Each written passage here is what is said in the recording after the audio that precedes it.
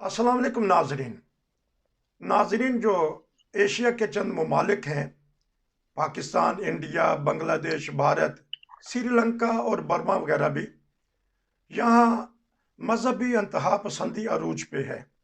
पहले तो मजहबी इंतहा पसंदी मस्जिद, मदरसे और कभी कभी गली कूचों में हो जाती थी। ये इसमें हर किस्म की मजहबी इंतहा पसंदी है।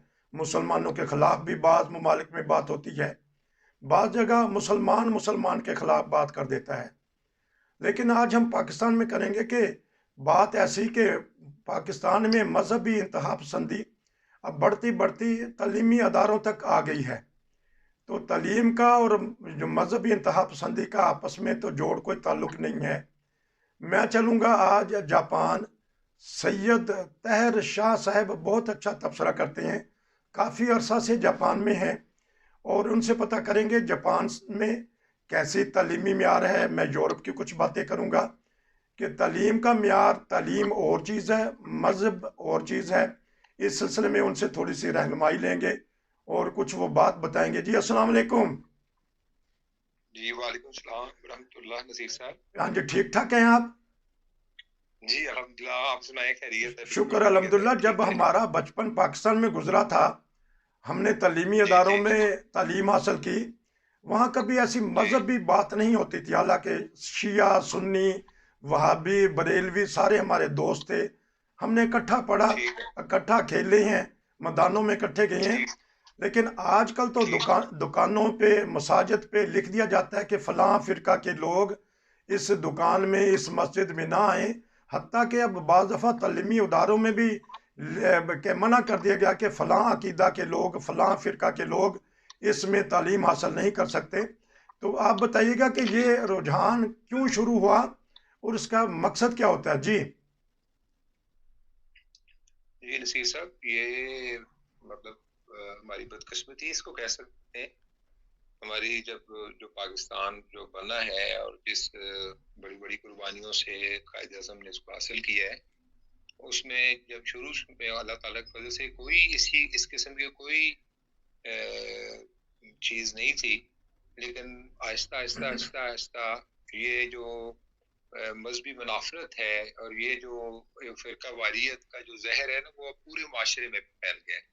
और अब मासूम बच्चों को भी हम अगर इसकी लपेट में ले लें, स्कूलों में जिन्होंने बड़े होके पूरी दुनिया की मतलब कि एक रहनुमाई करनी है, तो बहरहाल ये इस पर क्या कह सकते हैं। अफसोस की बात है। और ये मैं तो इसको एक जहर कहूँगा कि तालीम एक ऐसी चीज है जिसके बारे में हज़रत सल्लल्लाहु अलैहि वसल्लम ने खुद मुसलमानों से कहा है कि वो उस जमाने में, जबकि आपको पता ही है कि ये जो सफर की कितनी मुश्किलात थी, कि या कहा कि चीन भी जाके तालीम हासिल करो। तो चीन उस जमाने में कोई मुसलमान मुल्क भी नहीं था और दूर भी कितना था। इसी से जाहिर होता है कि हज़रत सल्लल्लाहु अलैहि वसल्लम की मंशा यही थी कि मुसलमानों भी और तालीम जो है वो बहुत ही एक अहम चीज है। और आप ये देखें, आप इस चीज का अंदाजा लगा लेना कि इसका कोई मजहब कैसे कोई नामो निशान भी नहीं। मजहब इसको कब रोकता है? मजहब आप इस्लाम तो इसको यहाँ तक देखें कि वो कुफार जो आदर सल्लम को कत्ल करने की नीयत से आए थे, सहाबा को कत्ल करने की नीयत से आए थे। तो बाद जंगों में आदर सल्लम ने जब उनको कैदी बने, तो आपने उनसे कहा कि तुम हमारे हमारे बच्चों को या हमारे लोगों को अगर तुम पढ़ाओगे तो हम तुम्हें आज़ाद कर देंगे। इससे बड़ी और क्या मिसाल होगी, मतलब कि मजहबी रवादारी की और एजुकेशन में उसकी अहमियत की। और क्या कहा जा सकता है। और पाकिस्तान में जो हो रहा है उस पर तो इन्ना लिल्लाहि व इन्ना इलैहि राजिऊन पढ़ा जा के अलावा हम क्या कर सकते हैं। अच्छा, जापान में भी कभी ऐसा वाकया हुआ है? कभी सुना है आपके बच्चों से कभी ये कहा गया हो कि आप मुसलमान हैं, आप इस स्कूल में ना आए, आप इस पीरियड में ना बैठे? कभी ऐसा हुआ है? देखें, जब मुझे यकीन है यूरोप में भी, अमेरिका में भी, ऑस्ट्रेलिया में भी और जापान में भी इन कौमों के जो अखलाक हैं वो, मैं तो इनको ऐसा, मुझे तो ऐसा लगता है, मुझे यहाँ से अब 30 साल हो गए, मुझे तो ऐसा लगता है ये सिर्फ कलमा नहीं पढ़ते, बाकी सारे इनके इस्लामी अखलाक। देखिए, मेरे बच्चे यहीं पैदा हुए हैं और हमारे बाकी जितने भी दोस्त हैं वो, उनके बच्चे स्कूलों में जाते हैं। और जापानी जो टीचर्स हैं, मेरी वाइफ है मेरे साथ, वो उनके उनके وہ اس قدر کیئر کرتے ہیں. مثلا ہم پورک نہیں کھاتے تو وہ ایک مہینے کا ایک مینیو بنا کے, اور جب وہ پورک ہوتا ہے نا تو وہ کہتے ہیں کہ اس دن تم لنچ باکس ساتھ لے کے آؤ. اور مطلب کہ نعوذ باللہ یہ جو ڈسکریمنیشن, جو یہ مذہبی تعصب ہے, اس کا تو کوئی سوال ہی نہیں, بلکہ وہ بہت زیادہ کیئر کرتے ہیں کہ ہمیں جو ہے نا, جیسے جو ہماری مذہبی چیزیں ہیں اس میں کوئی پرابلم ہمیں نہ ہو, اس حد تک کیئر کرتے ہیں. تو یہ آپ کے سامنے ہے, اس سے زیادہ میں کیا کہوں گا. بڑی اچھی بات آپ نے بتائی کہ وہ یہاں تک ہمارے مذہبی احساسات کا, جذبات کا خیال رکھتے ہیں کہ جس دن کوئی ایسا چیز ہو جس میں ہم جرمن میں اس کو شوائن کہتے ہیں یا سور کہتے ہیں اس میں اردو میں, تو اگر جاپانی میں اس کو بوتا کہتے ہیں, یا ہاں پورک وغیرہ جب استعمال ہوتا ہے. ہاں جی تاکہ اس کو اس دن اگر کلاس میں دینا ہو تو وہ کہہ دیتے ہیں مسلمان بچوں کو. اور یہاں تک دیکھا گیا ہے کہ اگر نماز کا بھی وقت ہے یا جمعے کا بھی وقت ہے تو وہ چھٹی وغیرہ بھی دے دیتے ہیں. تو آپ نے جی بتائیے گا. بالکل ایسے ہی ہے, اس میں کوئی شک ہی نہیں. اچھا, ایک تعلیمی معیار تو یہ ہے کہ ہماری جن کو نوبل انعام بھی ملا ہے, ملالہ یوسفزئی, ان کے اوپر اس لیے حملہ کر دیا گیا, قتل کرنے کی کوشش کی گئی کہ وہ بچیوں کو تعلیم دینے کے حق میں تھیں. تو آپ نے یہ بھی سنا ہوگا چند سال پہلے ایک سکول پہ اٹیک کیا جس میں سینکڑوں بچے شہید کر دیے گئے. آئے دن اس طرح کی باتیں ہوتی رہتی ہیں. تعلیم کے مخالف کیوں ہیں ہمارے جو بعض انتہا پسند علماء کہنا چاہیے یا لوگ کہنا چاہیے؟ جی یہ کسی بھی بچے کے ساتھ کوئی زیادتی مذہبی بنا کے اوپر جو ہے نا وہ مطلب کہ ظلم ہی ہے. کیونکہ اگر آپ نے اب اس حد تک پورے ملک کو آپ نے وہ جو مذہبی منافرت کا زہر کو اس معاشرے میں اس طرح پھیلا دیا ہے کہ اب آپ کسی ایک طبقے کو اگر کافر کہتے ہیں, کسی ایک فرقے کو اگر آپ نے اپنے تعصب کی بنا پر کافر قرار دیا ہے, تو آپ نے ایک بنیاد رکھ دی ہے ملک میں دہشت گردی کی. اب یہ سوال یہ نہیں ہے کہ آپ نے اس ایک مخصوص فرقے کو یا احمدیوں کو یا جو بھی ایکس وائی زیڈ ہیں, زیادہ تو احمدیوں کے ساتھ ہی ظلم ہوتا ہے, لیکن احمدیوں کے ساتھ ظلم کرنے کے بعد اگر باقی لوگ بچ جائیں تو چلو ٹھیک ہے, تم احمدیوں پہ ظلم کر لو, ملک کو بچا لو, باقی پبلک کو بچا لو. لیکن آپ لوگوں نے اتنی افسوسناک بنیاد رکھ دی ہے جس کا میں نہیں سمجھتا کہ اسلام سے کوئی تعلق ہے اور نہ انسانیت سے کوئی تعلق ہے. اب معصوم بچے ہیں, اگر آپ ایک اسکول میں جا کے باقی لوگ ان کو مذہبی مطلب کہ مذہب کے اختلاف پر ان کو کلاسوں میں تنگ کریں, ان کو نکالیں, اور اس طرح کے افسوسناک واقعات جب پاکستان میں ہوتے ہیں تو شرم سے سر جھک جاتے ہیں. اور دکھ اور تکلیف یہ ہوتی ہے کہ وہ ملک جو کہ دنیا کے لیے ایک نمونے کو, تو ہم بار بار کہتے ہیں کہ یہ ملک لا الہ کے لیے بنا, ہم بار بار کہتے ہیں کہ یہ اسلام کے نام پہ بنا. خدا کے بندو, تم نے اس ملک کو اسلام کے نام پہ لا کے چھپانا تو نہیں تھا, پوری دنیا کے لیے ایک نمونہ بنانا تھا. حضرت صلی اللہ علیہ وسلم جب تشریف لائے تو وہ اپنی نیک اقدار کو دنیا میں پھیلانے کے لیے آئے. آپ لوگ ایک طرف اگر یہ دعویٰ کریں اور دوسرا ہر جرم جو ہے نا مذہب کے نام پر کرنا شروع کریں تو کیا کہا جا سکتا ہے؟ تو مجھے اس پر رویا ہی جا سکتا ہے, اور کیا کہا جا سکتا ہے. پہلے تو عوام تھے یا علماء تھے, لیکن اب تو حکومت کی سرپرستی میں ایسے کام ہو رہے ہیں. ہمارے جو وزیر اعلیٰ پنجاب ہیں پرویز الہی صاحب, جو دعویٰ کرتے ہیں کہ پڑھا لکھا پنجاب, وہ بعض دفعہ ایسے باتیں کر دیتے ہیں. 2 واقعات میں اس کے اوپر آپ کا تبصرہ لوں گا. ایک تو انہوں نے کہا ہے کہ میں ایک ایسی نیلی مسجد بناؤں گا جو نبودار ہوگی 1 سال کے اندر اندر, جس کی پیشانی پہ لکھا ہوگا, تختی لگی ہوگی کہ یہاں قادیانی نہیں آ سکتے. حالانکہ مساجد تو صرف اللہ تعالیٰ کے لیے ہوتی ہیں, عبادت کے لیے ہوتی ہیں. ایک تو حکومتی سرپرستی میں اور وزیر اعلیٰ کا سامنے آ کے یہ دعویٰ کرنا, اور دوسرا انہی کے پنجاب کے ایک شہر اٹک میں 4 بیچارے معصوم جو احمدی طلباء تھے ان کو سکول سے اس لیے نکال دیا گیا کہ ٹیچروں کو دھمکیاں دی جا رہی تھیں کہ ان احمدیوں کو اپنے سکول میں نہیں رکھنا. جی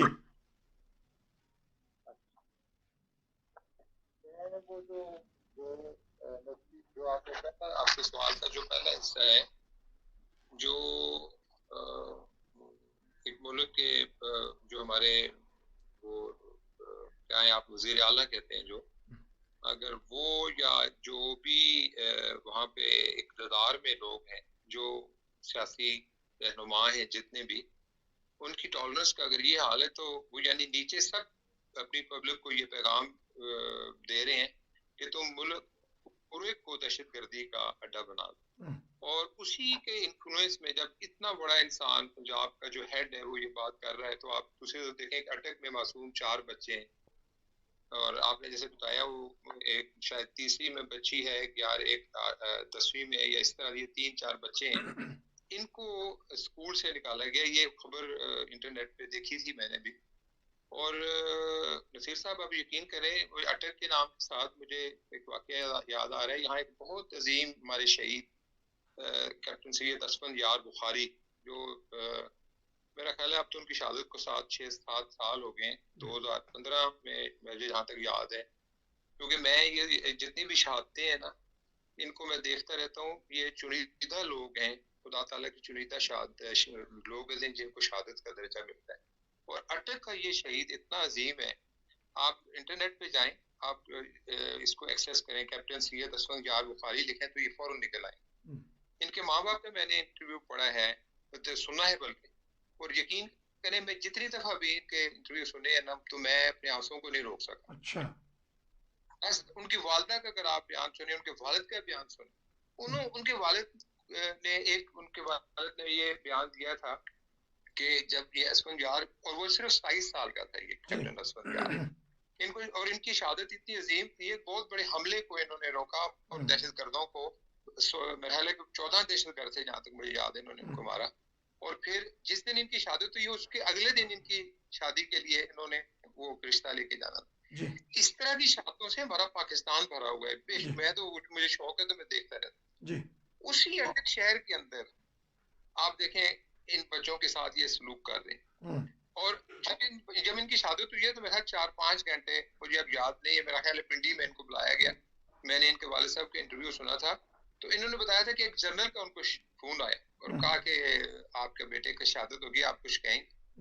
تو انہوں نے اس کا جواب یہ دیا تھا کہ وہ تو شہید ہو گئے ہیں اور انہوں نے تو پاکستان کے لیے اپنی جان دے دی ہے، لیکن میں آپ لوگوں سے کہتا ہوں کہ آپ اس ملک کو جو ہے، یعنی یہ جو یہاں کے یہ ہیں، یہ جو سیاسی لیڈر ہیں، ان کو یہ پیغام دیا تھا کہ ہم نے تو اپنا بچہ جو ہے شہید، یہ ان کے الفاظ تو میں پوری طرح نہیں، لیکن آپ انٹرنیٹ پر اس کو دیکھ سکتے ہیں کہ ہمارا بچہ تو شہید ہو گیا ہے، لیکن آپ حکمرانوں سے ہم یہ کہتے ہیں کہ آپ اپنے بچوں کو تو شہید نہ کرائیں، لیکن کرپشن تو چھوڑ دیں. یہ ان کے الفاظ ہیں بچے اس والد کے جس کے چند گھنٹے جس کا جوان بیٹا شہید.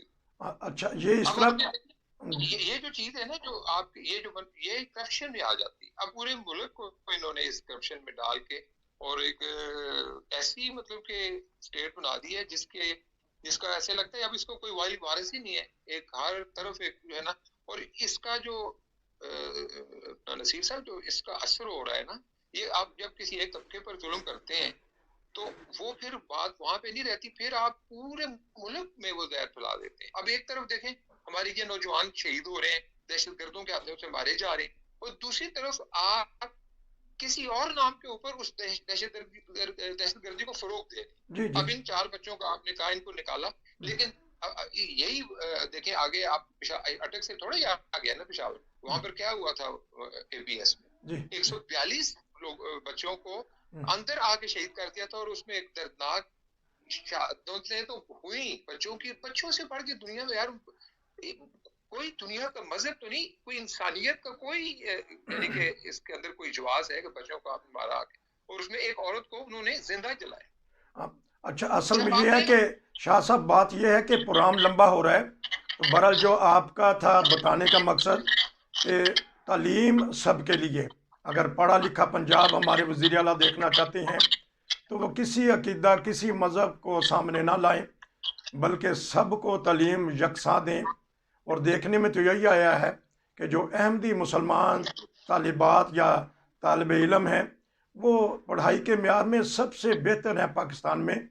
امید ہے نصیر صاحب چند دن افسوس کے ساتھ کہتا ہوں، ٹھیک ہے ہم ہم مطلب کہ احمدیوں کے ساتھ تم یہ ظلم کر رہے ہو، ہاں، ہمارا تم سے کوئی ہماری فریاد نہیں ہے، ہمارا تو خدا کے آگے فریاد ہے۔ جی اور یہ آن صلی اللہ علیہ وسلم کا نمونہ نہیں دے رہے تم، آن صلی اللہ علیہ وسلم نے تو اپنی نیک اخلاق کے ساتھ دنیا کو اپنی طرف بلایا تھا، تم لوگوں کو مار کے جلا کے ان کو اس طرح کر کے وہ دنیا کو کیا نمونہ دے۔ اب پچھلے دنوں میں نے دیکھا کہ وہ یہاں پر بھی دکھایا گیا تھا کہ انہوں نے ایک کچھ جو اسٹوڈینٹس تھے، اب تصور کریں جی وہ اپنی یونیورسٹی کے باہر ڈاکٹر عبدالسلام کی جو تصویر ہے اس کے اوپر وہ کالک مال رہے ہیں۔ جی جی اب یہ کالک آپ ڈاکٹر اسلام کو تو کتنی بھی کالک ملے کیا ہوگا، اس کی عزت اور مرتبے کو تو آپ بالکل نہیں گرا سکتے، بالکل لیکن یہ کالک بیسیکلی آپ خود پاکستان پہ مال رہے ہیں، اپنے آپ پہ مال رہے ہیں، اور پوری دنیا کو آپ کیا پیغام دے رہے ہیں کہ یہ اسلام ہے۔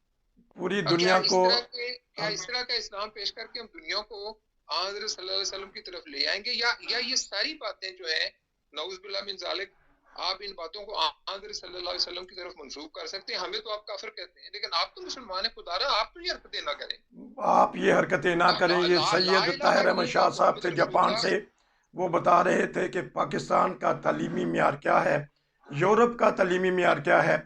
تو پروگرام کیونکہ لمبا ہے، اس کا اگلا حصہ بھی ہم بتائیں گے آپ کو۔ یہ اچھا تبصرہ کرتے ہیں، آپ کا بہت شکریہ شاہ صاحب، انشاءاللہ آپ سے بات ہوگی۔ نصیر کو اجازت دیجیے جرمنی سے، السلام علیکم۔ وعلیکم السلام ورحمۃ اللہ۔